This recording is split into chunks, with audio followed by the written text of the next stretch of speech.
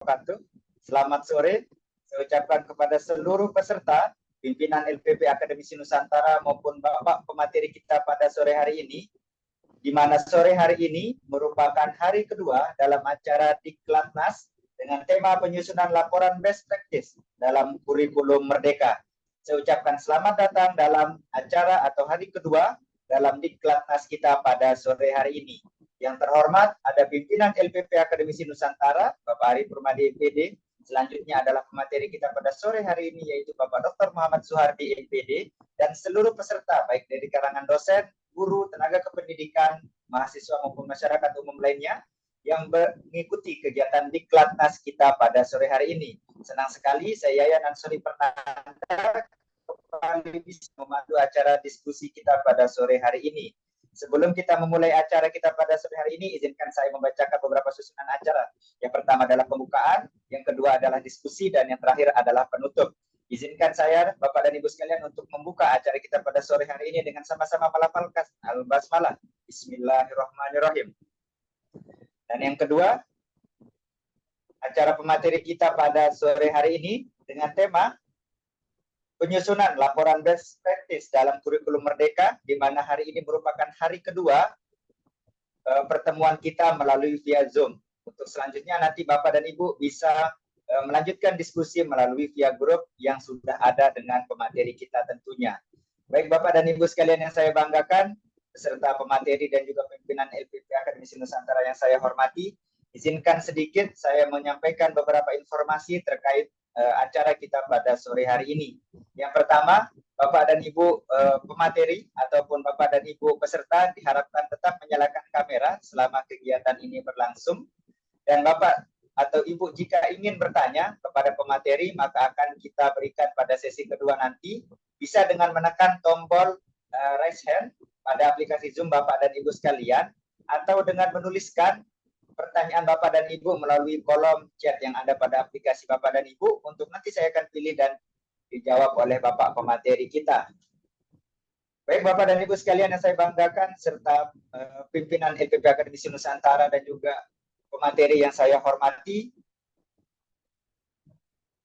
izinkan saya sedikit beralih kepada acara kedua kita, yaitu acara diskusi kita pada sore hari ini.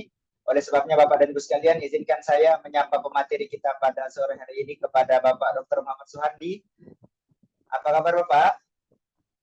Alhamdulillah baik Pak Yayan. Alhamdulillah. Sepertinya Bapak Dr. Muhammad Suhardi sudah siap untuk menyampaikan materi pada hari kedua dengan tema penyusunan laporan best practice dalam kurikulum Merdeka yang akan disampaikan dalam kurun waktu 30 menit hingga 40 menit ke depan. Untuk mengefektifkan waktu kepada Bapak Dr. Muhammad Suhardi, waktu dan tempat dipersilahkan. Baik, terima kasih Pak Moderator pada sore hari ini, dan saya ucapkan Assalamualaikum warahmatullahi wabarakatuh. Selamat sore Bapak Ibu semua yang sudah hadir di Zoom meeting Diklatnas ya Bapak Ibu, terkait dengan penyusunan laporan best practice atau yang sering Bapak Ibu sebut dengan makalah best practice. Ini adalah pertemuan kita yang kedua Bapak Ibu. Kemarin sudah kita sempat singgung bagaimana untuk mencari ide ataupun inspirasi tema best practice yang berkaitan dengan kurikulum Merdeka. Nah, kemarin sudah sempat, ataupun jika Bapak Ibu kemarin hadir ataupun menyimak di video yang sudah dibagikan di WA Group, di sana sudah jelas kami gambarkan bahwa best practice itu adalah pengalaman terbaik ataupun praktik baik yang Bapak Ibu lakukan, khususnya pada era kurikulum Merdeka sekarang. Nah, Bapak Ibu dalam kurikulum Merdeka tentunya banyak hal yang sudah Bapak Ibu lakukan tentunya untuk beradaptasi berkaitan dengan mungkin dalam pembelajaran berdiferensiasi, P5, ataupun model-model pembelajaran yang diterapkan, dan berbagai hal lagi yang ada di khususnya pada kurikulum Merdeka. Nah, itu semua tentunya Bapak Ibu bisa tulis. Bapak Ibu bisa tulis sebagai sebuah makalah ataupun best practice. Nah, kemarin sudah saya juga singgung berkaitan dengan bisa ditulis dengan apa saja ataupun menjadi karya ilmiah apa saja best practice tersebut. Nah, itu ada Bapak Ibu bisa tulis menjadi artikel, Bapak Ibu bisa jadikan buku, dan Bapak Ibu bisa tulis menjadi sebuah laporan. Nah, ini yang akan kita coba susun Bapak Ibu di pertemuan kedua ini. Saya akan menjelaskan berkaitan dengan penyusunan laporannya. Laporan best practice ataupun sering Bapak Ibu sebut dengan makalah praktik baik Bapak Ibu yang pada sore hari ini hadir. Izin saya share screen sebentar. Oke, sudah terlihat ya, Mas Yayan? Oke. Poin pentingnya adalah pada kali ini kita akan menyusun laporan best practice yang dalam SKP ataupun PAK-nya itu memiliki poin 2. Nah, Bapak Ibu bisa lihat di panduan ataupun apa namanya PKB-nya, buku PKB, peningkatan keprofesian berkelanjutan. Di situ ada salah satu karya ilmiah yang bisa dimuat ataupun yang dijadikan poin, itu salah satunya adalah best practice. Baik. Mudah-mudahan kemarin Bapak Ibu sudah memiliki tema ya, ataupun paling tidak sudah ada nih gambaran apa yang akan Bapak Ibu tulis. Apakah berkaitan dengan P5? Kemarin sudah saya berikan tema-tema, ataupun saya juga sudah berikan contoh-contoh topik apa saja yang Bapak Ibu bisa bahas ataupun tulis. Nah, seperti kemarin ada salah satu contoh berkaitan dengan apa namanya inovasi pembelajaran berdiferensiasi menggunakan media blog gitu ya. Ya, blogspot gitu kan bisa Bapak Ibu buat ataupun menjadi ide dalam tema kurikulum merdeka dalam penulisan laporan best practice-nya. Nah, sore hari ini kita akan fokus pada sistematika. Sistematika yang merupakan cara ataupun struktur penulisan sebuah laporan. Sama seperti skripsi, laporan PTK, tesis dan disertasi, ataupun semua karya ilmiah yang ada itu memiliki sistematikanya masing-masing. Skripsi yang pasti Bapak Ibu pernah tulis itu memiliki struktur ataupun kerangka, ada bagian awal, bagian isi, dan bagian penunjang. Nah, ini wajib ada. Nah, seperti apa Bapak Ibu yang bagian awal dan isi sampai penunjang dari laporan best practice Bapak Ibu? Di bagian awal itu sama seperti laporan-laporan penelitian ataupun laporan-laporan pada umumnya. Di situ ada halaman judul, pengesahan, sampai dengan daftar-daftar. Ada daftar tabel, isi, gambar, lampiran-lampiran. Itu sudah lumrah dalam sebuah laporan. Kemudian di bagian awal itu bisa Bapak Ibu lihat judul. Nah, di WA Group sudah saya gambarkan ataupun berikan beberapa contoh.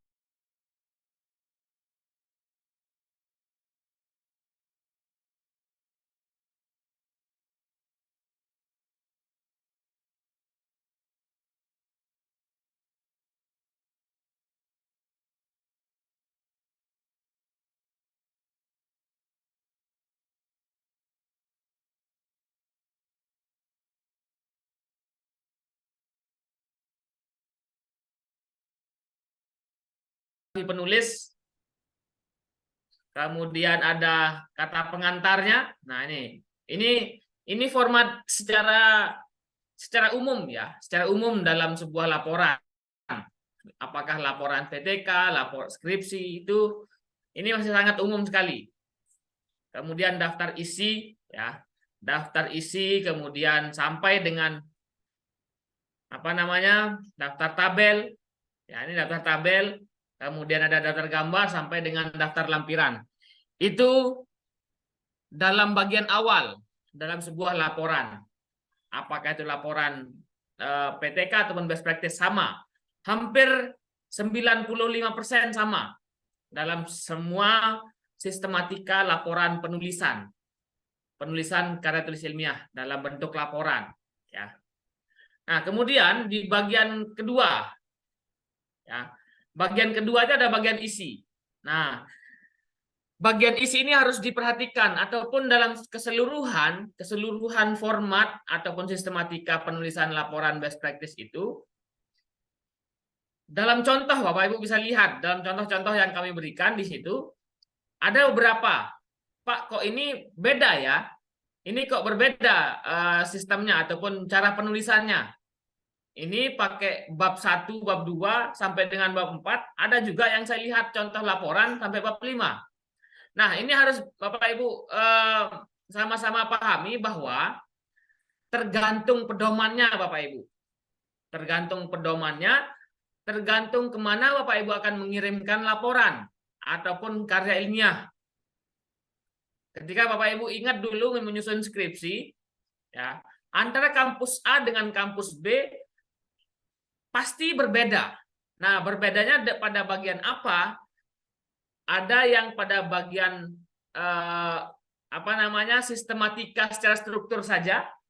Kalau isi itu hampir 95% sama, Bapak Ibu. Tapi yang membedakan yang sekitar 5%-nya hanya mungkin warna cover di situ. Struktur penulisan, kalau di pedoman A menggunakan Times New Roman hurufnya, di pedoman B ataupun di laporan di kampus B itu menggunakan Arial misalkan. Kalau di pedoman yang A menggunakan ataupun penomorannya itu di tengah-tengah, ada juga di pedoman yang lain dia mencantumkan pada bagian atas, pojok atas ataupun pojok bawah. Nah, di situ perbedaannya. Tapi kalau untuk struktur secara isi itu hampir mirip lah Bapak Ibu. Jadi tidak perlu diperdebatkan. Yang paling benar, lalu yang paling benar yang mana Pak Suhardi? Yang paling benar adalah kemana Bapak Ibu mengirimkan laporan best practice ini, itulah yang Bapak Ibu ikuti. Banyak saya jumpai pedoman-pedoman ataupun lomba-lomba best practice yang ada pada lomba-lomba ataupun kegiatan-kegiatan. Ada lomba best practice tingkat nasional. Di situ pasti dia memiliki pedomannya masing-masing ataupun sistematika penulisannya masing-masing. Nah, ini yang harus Bapak Ibu cermati dan pastikan ataupun ketahui terlebih dahulu berkaitan dengan sistematika penulisannya. Jangan sampai Bapak Ibu udah nulis isinya bagus banget, tetapi sistematikanya masih salah. Yakinlah Bapak Ibu tidak akan diperiksa. Bapak Ibu, jika Bapak Ibu ingat dulu ketika Bapak Ibu nyusun skripsi pasti ada pedomannya kan? Nah, dan pasti kita menyesuaikan dengan pedoman tersebut. Sebagus apapun isi laporan kita, kalau Bapak Ibu tidak mengikuti sistematika, nah ini yang fatal gitu ya. Jadi yang pertama Bapak Ibu lihat ketika Bapak Ibu menyusun sebuah karya ilmiah, apakah itu artikel, laporan, terus buku, yang pertama Bapak Ibu harus lihat adalah sistematika penulisannya, aturan penulisan. Karena aturan penulisan itu bersifat mutlak Bapak Ibu dan wajib diikuti. Nah, hukumnya wajib Bapak Ibu. Oke. Dicontoh ada yang mungkin melihat 5 bab, ada yang melihat 4 bab. Oke. Sekali lagi saya garis bawahi adalah tergantung pedoman kemana Bapak Ibu akan mengirimkan laporan. Nah, mudah-mudahan Bapak Ibu sudah ada yang melihat contoh-contohnya, ya. Contoh-contoh dalam yang saya berikan di WA Group bisa dilihat ataupun dibaca dan silahkan ditanyakan jika memang ada yang Bapak Ibu ingin konsultasikan. Oke. Kemudian, nah, kita lihat dalam PKB juga ataupun dalam panduan resmi untuk Bapak Ibu guru. Saya ambil contohnya untuk Bapak Ibu guru. Di situ juga ada pedoman penulisan laporan best practice. Nah, ini. Dalam semua event ataupun lembaga pasti memiliki pedomannya masing-masing. Oleh karena itu sekali lagi saya ingatkan Bapak Ibu, saya garis bawahi, hal yang pertama Bapak Ibu harus lakukan adalah cek sistem penulisannya. Ada bagian awal, bagian isi, sama bagian akhir. Sampai dengan daftar pustaka. Apa saja yang harus dicantumkan, aturan-aturan penulisannya, sampai dengan sistem terkecilnya mungkin dalam tanda baca pun harus Bapak Ibu perhatikan dalam sistem penulisan ataupun kerangkanya. Oke. Nah, ini bisa Bapak Ibu lihat di panduan di keprofesian berkelanjutan. Ada juga pedoman di sana. Di lomba-lomba, kemudian di lembaga-lembaga resmi yang mungkin Bapak Ibu disuruh untuk membuat laporan, ya pasti yang pertama merilis pedoman, dan kita sebagai penulis harus memperhatikan dan tentunya mengikuti pedoman yang ada. Kemudian di bagian isi ada bagian pendahuluan. Nah, pendahuluan di situ ada 3 biasanya yang ada dalam sebuah laporan best practice. Latar belakang, kemudian jenis kegiatan dan manfaatnya. Yang harus menjadi catatan juga dalam best practice Bapak Ibu, best practice ini adalah kegiatan, bukan penelitian. Sekali lagi, Bapak Ibu yang menulis laporan best practice ini adalah kegiatan ataupun hal yang pernah Bapak Ibu lakukan. Nah, jadi beda ya, Bapak Ibu, yang mungkin ada yang membandingkan dengan laporan PTK. Nanti akan saya jelaskan juga. Nah, ini yang menggunakan 5 bab. Pada bagian pendahuluannya ada 3 subbab. Ada latar belakang, ada jenis kegiatan dan manfaat. Kemudian pada bagian tinjauan pustaka. Tinjauan pustaka harus juga ada dalam best practice Bapak Ibu. Misalkan Bapak Ibu melakukan satu kegiatan, nah kegiatan itu juga harus ditunjang dengan teori-teori ataupun dalam konsep-konsep apa yang Bapak Ibu lakukan. Misalkan Bapak Ibu melakukan inovasi pembelajaran berbasis blog tadi gitu ya. Teorinya tentu harus ada. Mungkin teorinya yang masuk di situ adalah media pembelajaran, teknologi pembelajaran, ataupun Bapak Ibu bisa memasukkan teori apa itu, seperti apa blog itu, ataupun pengertiannya, jenis-jenis blog, dan tentunya tinjauan-tinjauan pustaka yang mendukung. Kemudian pelaksanaan kegiatan. Nah, pelaksanaan kegiatan ini sekali lagi ini bukan penelitian, tetapi kegiatan yang Bapak Ibu lakukan, ya, seperti yang minggu kemarin ataupun hari kemarin itu, apa yang Bapak Ibu pernah lakukan dan apa hasilnya di situ. Nah, di sini yang pada bagian ini ada 5 subbab, ada sasarannya ataupun sasaran kegiatan, bahan dan materi kegiatannya apa, kemudian metode pelaksanaannya. Apakah Bapak Ibu melakukan pembelajaran, diskusi, in-house training misalkan, bagi Bapak Ibu kepala sekolah yang mengadakan in-house training bagi guru-guru. Kemudian instrumen ataupun alat-alat yang digunakan, media, bahannya. Oke. Kemudian waktu dan tempatnya Bapak Ibu jelaskan di sana. Lalu pada bagian bab 4 ada hasil kegiatan. Nah, hasil kegiatan ini silahkan disampaikan, ada 3. Ada 3 subbab ataupun poin di situ yang Bapak Ibu harus tampilkan. Hasilnya apa? Lalu masalah yang dihadapi ataupun kendala-kendala yang Bapak Ibu alami selama melakukan kegiatan dan cara mengatasi. Nah, di sini harus jelas Bapak Ibu sampaikan, bahkan lebih rinci gitu ya. Bahkan lebih rinci, dan tentunya Bapak Ibu ketika Bapak Ibu sudah menjelaskan hasil kegiatan, di situ Bapak Ibu perlu lampirkan bukti-bukti. Tidak hanya pada lampiran, tetapi pada bagian hasil ini Bapak Ibu minimal ada bukti, ada 2 alat bukti yang menjelaskan bahwa kegiatan ini benar-benar dilaksanakan. Apakah itu dengan dokumen foto ataupun dengan naskah wawancara dan jenis-jenis pendukung dari kegiatan ini seperti apa gitu ya. Apakah dari dokumentasi, wawancara, hasil pengamatankah, ataupun dengan yang lain gitu ya. Oke. Jadi di sini letak urgennya ataupun tempat di mana Bapak Ibu bisa membuktikan apa yang Bapak Ibu lakukan. Karena sesungguhnya best practice ataupun praktik baik ini hanya kita yang tahu. Bisa saja mungkin asumsi dari penilai ataupun nanti dari pemeriksa, ini ngarang-ngarang gitu kan, ataupun hasil imajinasi saja gitu. Nah, untuk membuktikan karena best practice ini adalah karya ilmiah juga, makanya dibutuhkan pembuktian secara tertulis. Apakah yang Bapak Ibu gunakan foto-foto kah, bukti-bukti bahwa oh saya pernah melakukan pembimbingan siswa sampai dengan siswa saya mendapatkan juara olimpiade. Nah, itu Bapak Ibu bisa melihat di situ. Oke.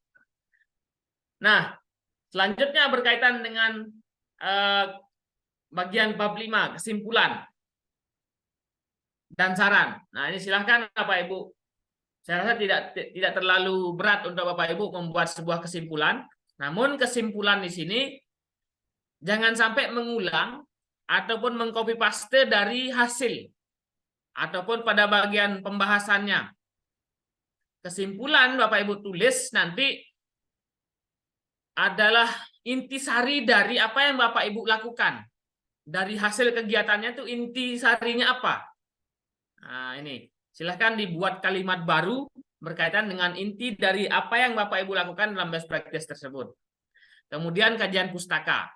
Ya, kajian pustaka seperti aturan-aturan penulisan daftar pustaka di beberapa jenis karya ilmiah sama semua, sama aja Bapak Ibu. Apakah Bapak Ibu tulis di PTK, di skripsi, hampir 100% aturan penulisan daftar pustaka itu sama.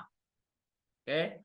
Yang harus Bapak Ibu cermati adalah menggunakan sistem apa di situ. Menggunakan sistem APA ataupun menggunakan sistem MLA namanya, ataupun Bapak Ibu yang ingin menggunakan software juga silahkan. Ya. Tetapi dalam teori penulisan daftar pustaka itu dari zaman dulu sampai sekarang sama, Bapak Ibu ya. Nah, itu harus dicermati dalam menulis daftar pustaka, jangan sampai keliru. Baik, di bagian penunjang. Nah, bagian penunjang ini yang Bapak Ibu harus juga siapkan. Di bagian lampiran. Nah, lampiran yang penting untuk Bapak Ibu lengkapi dalam sebuah laporan best practice ini, karena sekali lagi agar tidak dianggap sebagai imajinasi belaka, Bapak Ibu perlu lampirkan foto-foto kegiatannya. Dibuat ada foto, kemudian keterangan foto apa nih, tanggal berapa di situ diambil, dan penjelasannya seperti apa foto tersebut. Kemudian perangkat pembelajarannya apa.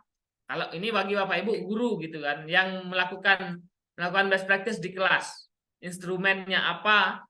Kemudian Bapak Ibu bisa tambahkan penunjangnya berkaitan dengan rekap data misalkan. Jika Bapak Ibu lakukan kegiatan dalam kelas, ada siswa-siswanya. Nah, misalkan dalam kelas itu pasti ada absen gitu kan, ada presensi setiap hari. Kemudian bukti-bukti yang lain. Silahkan jika memang Bapak Ibu ada, ini bisa dijadikan alat bukti bahwa kegiatan yang saya lakukan ini berhasil. Misalkan ada foto piala di situ, Bapak Ibu bisa foto. Bapak Ibu ada piagam penghargaan misalkan ketika Bapak Ibu melakukan pembimbingan ekstrakurikuler ataupun olimpiade misalkan, kemudian Bapak Ibu ada mendapatkan penghargaan, itu bisa jadi bukti bahwa apa yang saya lakukan mendapatkan berhasil gitu kan, dan mendapatkan penghargaan didukung dengan bukti-bukti. Oke. Nah, ini Bapak Ibu yang secara ringkas yang saya bisa Bapak Ibu lakukan, yang intinya adalah dalam bagian penunjang ataupun lampiran ini adalah segala sesuatu yang membuktikan bahwa kegiatan best practice Bapak Ibu sudah dilaksanakan dan berhasil. Dan ada buktinya. Ini yang menjadi konsen Bapak Ibu. Kemudian, nah ini yang harus ada beberapa tips Bapak Ibu ya. untuk menulis sebuah laporan best practice. Yang saya contohkan di grup itu sudah ada laporan-laporannya, tinggal Bapak Ibu buka. Dan saya berikan sedikit tips dalam menulis laporan. Yang pertama itu adalah pahami sistematikanya. Pahami sistematikanya, sekali lagi saya katakan, meskipun isi dari laporan Bapak Ibu itu bagus, tetapi Bapak Ibu tidak mengikuti sistematika penulisan laporan kemana Bapak Ibu akan mengirimkan laporan best practice, maka tidak ada artinya. Oke, pasti akan dicoret. Misalkan dalam aturannya covernya warna kuning misalkan. Tahu-tahu Bapak Ibu nggak ikuti, Bapak Ibu pakai cover hijau gitu. Ya pasti belum dilihat isinya akan dicoret langsung gitu. Nah, itulah sistematika. Huruf yang disuruh pakai Times New Roman. Karena Bapak Ibu nggak suka, saya nggak suka menggunakan Times New Roman, saya menggunakan Arial saja. Itu belum dibaca sudah, ini apaan nih, kok nggak ikuti pedoman, pasti dicoret. Ya. Nah, oleh karena itu, silahkan ketika Bapak Ibu ingin memulai menulis laporan best practice, apakah untuk lembaga kah, untuk lomba, untuk keperluan Bapak Ibu, pastikan ataupun lihat terlebih dahulu pedoman ataupun sistematika penulisan laporan best practice Bapak Ibu. Kemudian rencanakan ide dan konsep. Nah, silahkan.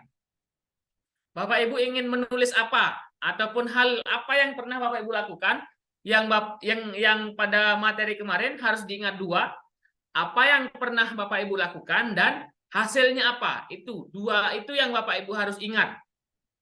Oh, kemarin saya sudah menerapkan P5 di kelas dengan menggunakan apa gitu ya. Ataupun saya menerapkan pembelajaran berdiferensiasi di kelas saya kemarin, minggu kemarin atau bulan kemarin. Nah, itu yang Bapak Ibu ingat. Kemudian apa hasilnya? Itu Bapak Ibu ingat dulu. Oke. Kemudian buat kerangka tulisan. Nah, silahkan kerangka tulisan seperti pedoman tadi. Bapak Ibu buat bab 1-nya dulu, bab 2, bab 3, dan seterusnya. Bapak Ibu buat kerangka. Kerangka itu kurang lebih seperti daftar isi sementara. Ya, daftar isi ya. Apa saja yang Bapak Ibu akan tulis nanti dalam laporan tersebut. Oke. Kemudian siapkan bukti penunjang. Nah, jangan lupa buat apa namanya, disiapkan juga bukti-buktinya, fotonya, kemudian mungkin ada di situ ada naskah wawancaranya ataupun ada hasil belajar, mungkin di situ bisa jadikan bukti bahwa ketika Bapak Ibu menerapkan satu best practice ini ada peningkatan hasil belajar di situ. Boleh. Nah, yang menjadi bukti penunjang adalah tentunya hasil belajar. Kalau Bapak Ibu melakukan sebuah praktik baik berkaitan dengan inovasi, tentunya ada inovasi tersebut dan ada dampaknya gitu. Itu Bapak Ibu gambarkan sebagai bukti penunjang. Apakah itu jadikan dokumen? Apakah itu ada sebuah foto? Apakah itu itu adalah hasil observasi? Hasil observasi dibuktikan dengan lembar observasi. Kemudian tips berikutnya adalah tentukan deadline. Namanya karya ilmiah ini memang gampang-gampang susah ataupun susah-susah gampang. Kalau Bapak Ibu tidak tentukan deadline, kadang terlena Bapak Ibu buat. Besoklah, tunggu hari Minggu aja saya tulis pas saya libur sekolah gitu kan. Tahu-tahunya hari Minggu diajak anak liburan, nggak jadi gitu kan. Besok lagi, minggu depan lagi, bulan depan, akhirnya nggak jadi.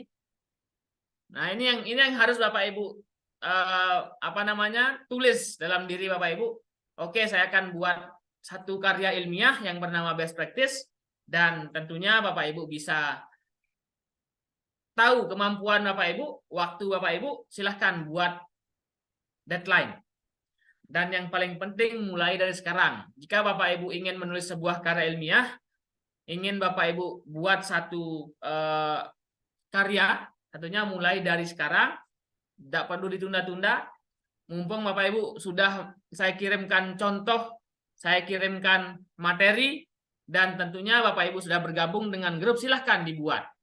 dan Bapak Ibu mungkin bisa konsultasikan dengan kami di grup. Nah, oleh karena itu silahkan Bapak Ibu cek.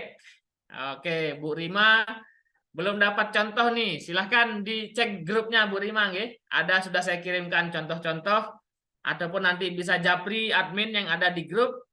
Bapak Ibu akan dikirimkan contoh-contoh laporan best practice. Itu kurang lebih Pak Moderator, Mas Yayan, materi untuk sore hari ini, dan semoga bermanfaat. Dan harapannya adalah Bapak Ibu mulai ada gambaran, bisa menulis sebuah karya yang bernama best practice. Apakah itu berbentuk laporan, apakah itu berbentuk artikel ataupun buku.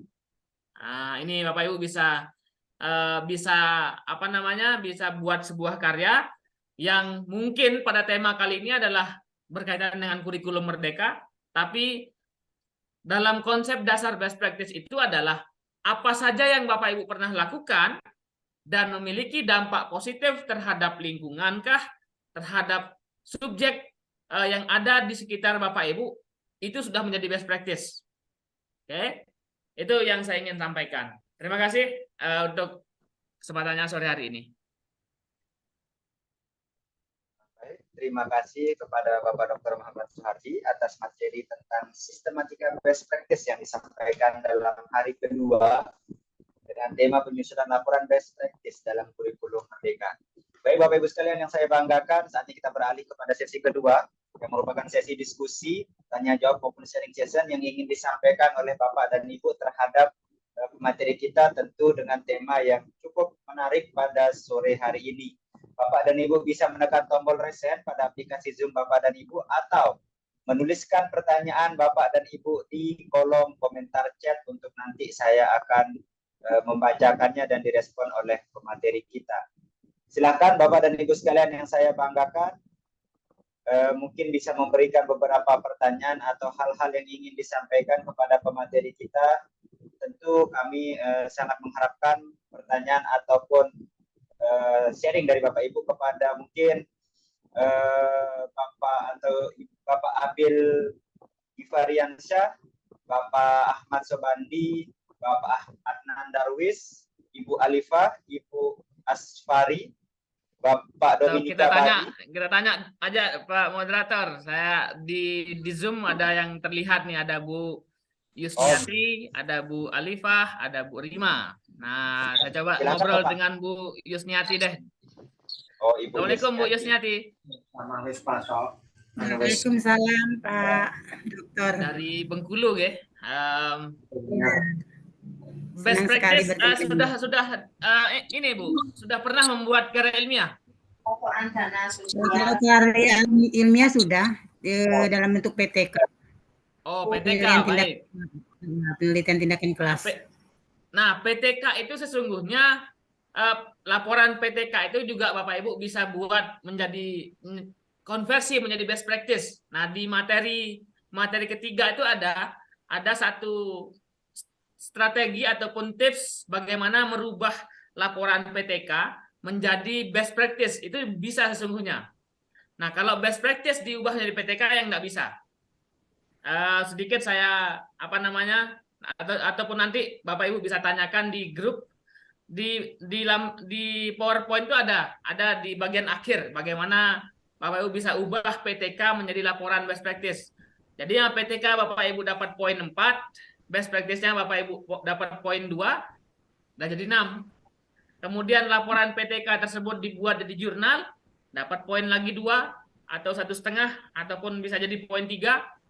Kemudian laporan PTK tersebut dibuat jadi buku lagi, buku buku referensi misalkan, karena di laporan PTK kan ada bab 2 kajian pustaka di sana. Nah, kajian pustakanya dibuat jadi buku referensi, dapat poin lagi 3 misalkan. Kemudian Bu Yusniatuti buat jadi artikel 1 lembar atau 2 lembar berkaitan dengan laporan PTK-nya tadi, misalkan metode role playing untuk meningkatkan hasil belajar. Bapak Ibu terbitkan dalam media, itu Bapak Ibu dapatkan poin lagi 1,5 atau bisa jadi 2. Nah, satu karya ilmiah tentunya akan bisa bisa Bapak Ibu dapatkan banyak poin ataupun menjadi karya ilmiah yang baru, yang penting Bapak Ibu tahu apa namanya, tinggal Bapak Ibu konversi ataupun modifikasi karya ilmiah satu menjadi karya ilmiah yang lain. Yang paling penting adalah sistematikanya. Yang harus diingat sistematikanya. Kalau buku sistematikanya seperti ini, kalau artikel sistematikanya seperti ini, beda-beda Bapak Ibu. Itu yang harus dicermati pertama. Lalu tentunya Bapak Ibu harus tulis, harus kerjakan. Kalau nggak dikerjakan nggak selesai, nggak dapat apa-apa kalau nggak dibuat. Itu Bu Yusniatuti dari SMA 5 Bengkulu. Sudah punya laporan. Yang ingin ini saya mau konsultasi sedikit. Tadi setelah saya mendengar paparan dari Bapak, saya ada ide gitu. Tapi saya itu berpikir, karena memang di sekolah saya itu kan penggunaan Google Form untuk sebagai evaluasi dan di dalam proses pembelajaran juga itu memang belum dilakukan gitu. Nah saya itu sebagai guru saya sudah baru melakukan itu dan memang menggunakan Google Form itu menurut saya lebih hasilnya itu lebih bagus gitu. Nah jadi saya mau membuat best practice itu, tapi saya mikirnya itu apa masih relevan karena orang-orang kan sudah lama pakai itu gitu. Itu Pak kira-kira. Dalam kalau kita bahas di kurikulum merdeka ataupun best practice yang tidak kurikulum merdeka pun tidak ada masalah Bapak Ibu. Apakah Bapak Ibu menggunakan teknologi? Teknologi itu bukan hanya sekedar karena masa pandemi. Sekarang pun kan kita pakai teknologi. Karena tidak pernah lepas dari teknologi. Sekarang sudah era 5.0. Semua serba canggih, semua serba teknologi. Kenapa harus malu untuk menggunakan teknologi ataupun merasa ini Google Form sudah nggak zaman mungkin karena udah nggak pandemi gitu kan? Tidak Bapak Ibu. Justru penggunaan teknologi yang semakin tinggi, semakin bagus itu harusnya itu bisa menjadi sebuah best practice yang bagus Bapak Ibu terapkan. Jadi tidak hanya sekedar berbicara masa COVID kemarin, sekarang pun Bapak Ibu bisa lanjutkan buat satu inovasi, kemudian Bapak Ibu membuat evaluasi menggunakan salah satu platform misalkan Google Form ataupun media yang lain. Silahkan Bapak Ibu bisa buat penggunaan Google Form sebagai media evaluasi belajar siswa. Nah, itu salah satu judul yang tentunya bisa Bapak Ibu kembangkan menjadi sebuah karya ilmiah, salah satunya adalah best practice. Itu Bu Yusniatuti. Itu kan, dengar cerahan dari Bapak. Tadi saya berpikir, berarti apa yang saya lakukan tadi kan, dan ada hasilnya gitu kan. Nah, berarti yang saya sudah lakukan itu berinovasi di dalam evaluasi tadi menggunakan Google Form, dan hasilnya itu memang menurut saya baik dari guru maupun dari siswa itu memang positifnya banyak gitu. Paling tidak kalau guru kan mengurangi pekerjaan gitu kan. Siswa juga itu salah satu lebih hasil objektif gitu kan. Gitu. Ibu sudah mengetahui kegiatan apa yang Ibu lakukan. Ibu sudah mengetahui hasilnya apa, positifnya terhadap guru, terhadap siswa, terhadap proses pembelajaran Bapak Ibu sudah tahu. Tinggal Bapak Ibu tulis sekarang. Nah, itu yang harus tentunya Bapak Ibu buat kerangkanya terlebih dahulu. Oh, ini seperti ini, dirangkum apa yang Bapak Ibu bisa tulis, kemudian sedikit demi sedikit Bapak Ibu susun menjadi sebuah laporan. Laporan nanti Bapak Ibu bisa konversi menjadi karya yang lain sehingga karya tersebut bisa menjadi maksimal. Itu Bu Yusniatuti. Nanti silakan Bapak Ibu juga bisa diskusi di WA Group. Oke. Terima kasih.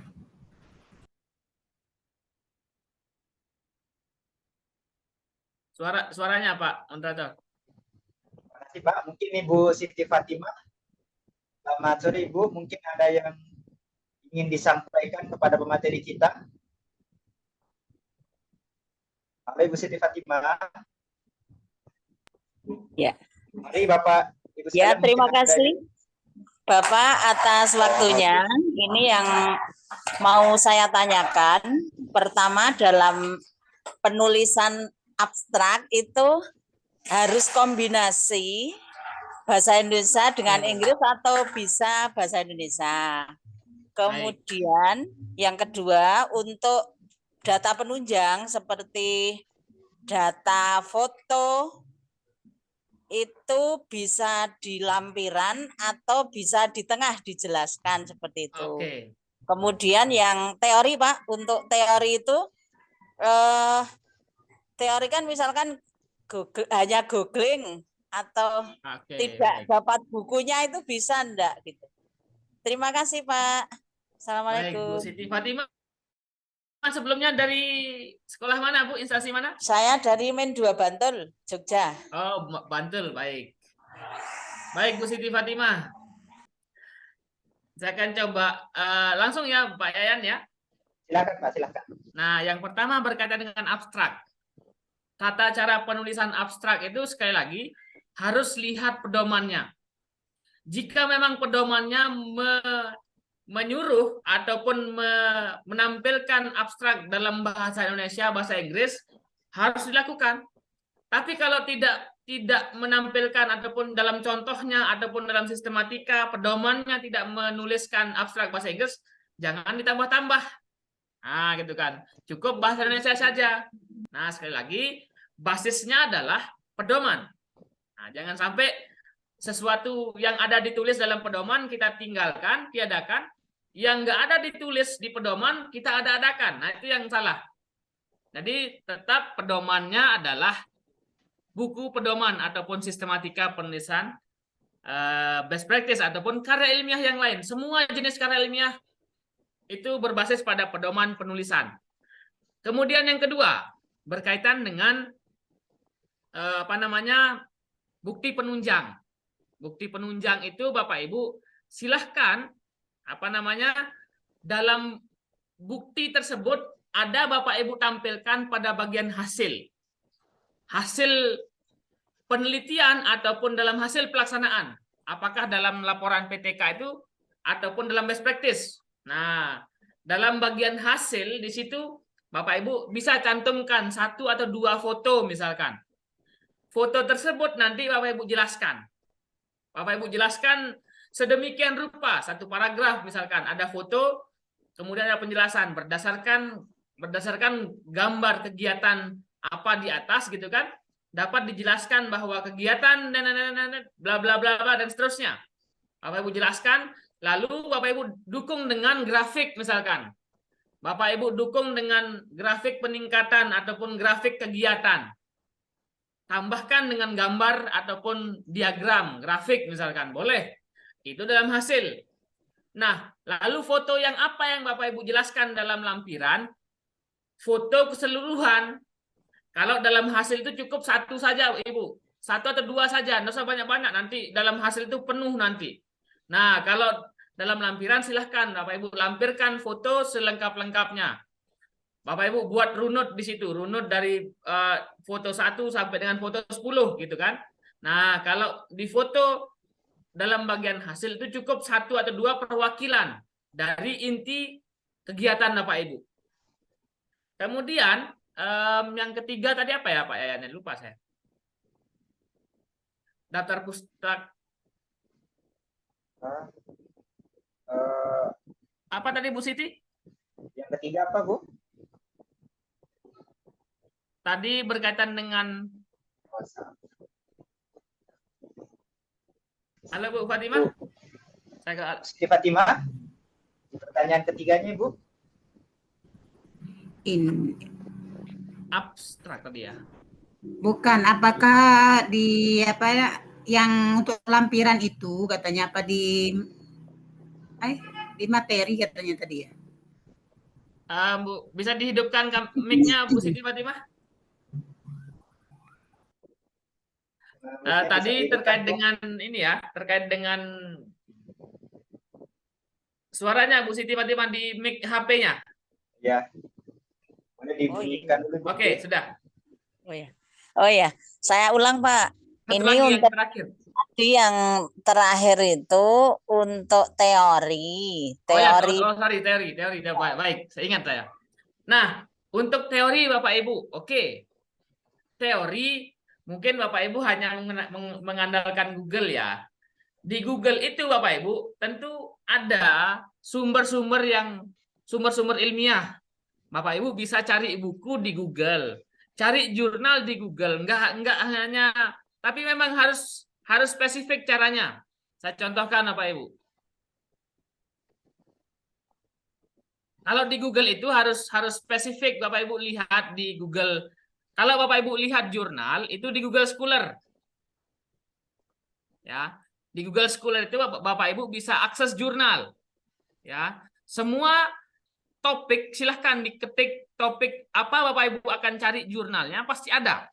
Bapak Ibu misalkan profil Pancasila ya, P5 gitu ya. P5. Oke, P5 dalam kurikulum Merdeka. Harus lebih spesifik, kurikulum Merdeka.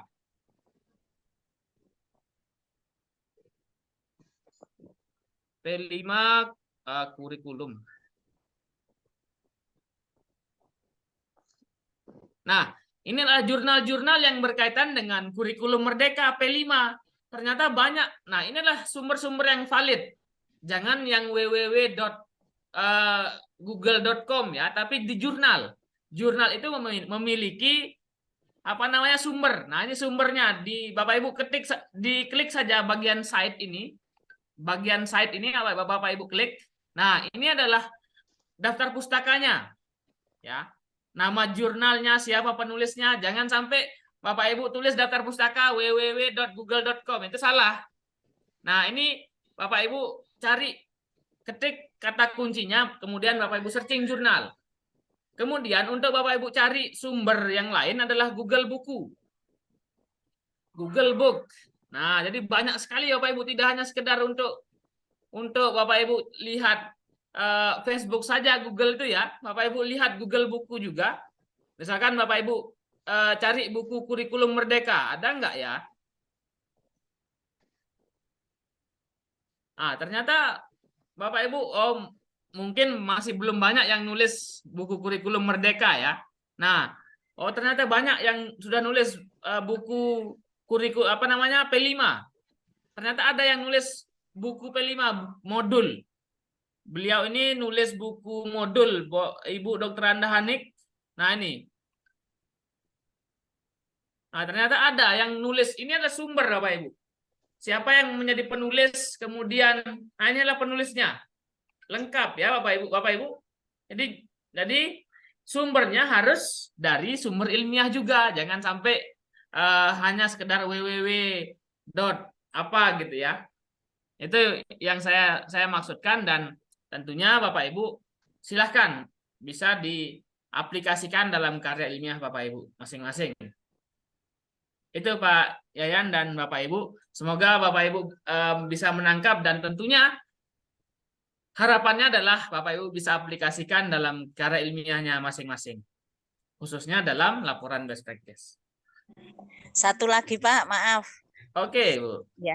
Ini karena misalkan ya, ini kan akan ada lomba GTK berprestasi lah. Di situ itu tidak ada panduan, hanya melampirkan bisa best practice, bisa PTK dan lain sebagainya. Lah itu gimana Pak?